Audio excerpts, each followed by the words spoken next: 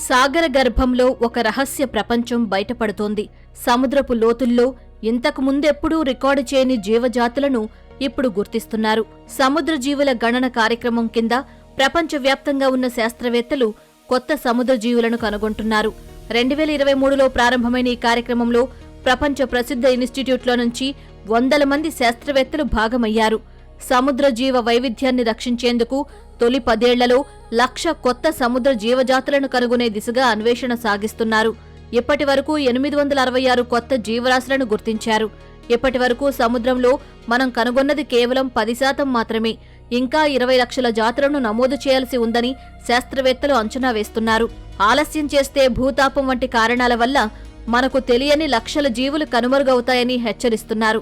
Hitech imaging, sampling పరికరాలు కలిగిన sub మెర్సిబుల్స్ తో సముద్ర లోతులను అన్వేషిస్తున్నారు. ఓషన్ సెన్సస్ లో భాగంగా ఈ ఏడాది మార్చిలో అద్భుతమైన భారీ స్క్విడ్ ను స్మిత్ ఓషన్ ఇన్స్టిట్యూట్ పరిశోధకులు గుర్తించారు. అది అద్దం మాదిరిగా ఉండడం వల్ల సాధారణంగా కెమెరా కంటికి చిక్కవని తెలిపారు. వాటి అంతర్గత అవయవాలు చాలా చిన్నవి కాబట్టి అవి వాటి పరిమాణాన్ని తగ్గిస్తాయన్నారు. ఈ జాతికి అధికారికంగా పేరు పెట్టి సరిగ్గా శతాబ్దం అయిన సమయంలో ఈ భారీ స్క్విడ్ ను గుర్తించారు.